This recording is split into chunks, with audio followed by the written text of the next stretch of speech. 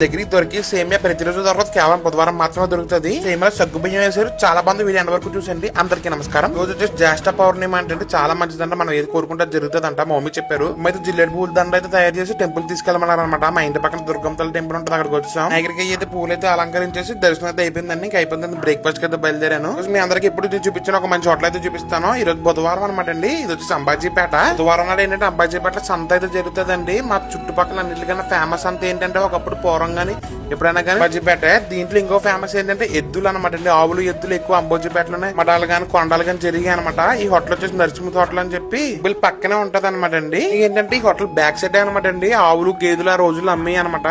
అందుకే ఈ హోటల్ కూడా చాలా ఫేమస్. ఆ రోజుల్లో ఉన్నవాళ్ళు ప్రతి ఒక్కరు కూడా టిఫిన్ కానీ బ్రేక్ఫాస్ట్ అన్ని ఇక్కడే చేసేవారు. ఇప్పుడు అంటే ఆవులు గేదెలు అలాంటి ఏమి లేవు కాబట్టి ఇక్కడ చాలా చల్లగా ఉందన్నమాట.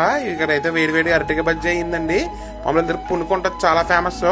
అదైతే అయిపోయింది. అది అయిపోయిన తర్వాత ఈ అరటిక బజ్జీ వేస్తారు. ఇది కూడా అయితే చాలా బాగుంది. ఈ లోపల వేడి అట్లు వేసారు అనమాట అండి. తీసుకొచ్చి ఉల్లిపాయ ముక్కలు పైన చాలా గట్టిగా అయితే వేసారు. టేస్ట్ అయితే అట్లు కూడా చాలా బాగున్నాయి. కొంచెం లైట్ గా పులుపు వచ్చింది అనమాట. నాకు ఎలా అంటే చాలా ఇష్టం. నెక్స్ట్ ఇది వచ్చి సేమియా అనమాట. ఇది ఓన్లీ బుధవారం రోజు మాత్రమే దొరుకుతుంది. ఆ రోజుల్లో చాలా మంది ఎమ్మెల్యేలు ఎంపీలు కూడా ఈ హోటల్లో టిఫిన్ చేసి ఉంటే మీరు నమ్ముతారా? టిఫిన్ అయిపోయిన తర్వాత పక్కనే మాచవరం కాబట్టి సోడకు వచ్చాను అనమాట. 2 లెమన్ స్వీట్ సోడా అయితే తాగేసి ఇంకా అమలాపురం రిటర్న్ అయిపోయాం. మార్కెట్ లో పెద్ద కొరమేన అయితే దొరికింది అనమాట. కొరమేన ఆవకైతే పెట్టించాలండి. నీట్ గా అయితే ఆవకాయకైతే ముక్కలు అయితే కొట్టిస్తాం. కంప్లీట్ బోన్లెస్, స్కిన్ లెస్ అనమాట. పైన స్కిన్ కూడా తీసేస్తాం. లోపల పచ్చడిలు, మామిడికాయ కర్రీలు కొన్ని ఆర్డర్ ఉంటే పచ్చడిలు కూడా తీసుకుంటున్నాను. ఇవన్నీ మంచి పెద్ద సైజులో పచ్చడిలు అయితే ఉన్నాయన్నమాట. చాలా బాగున్నాయి ఫ్రాన్స్ అయితే.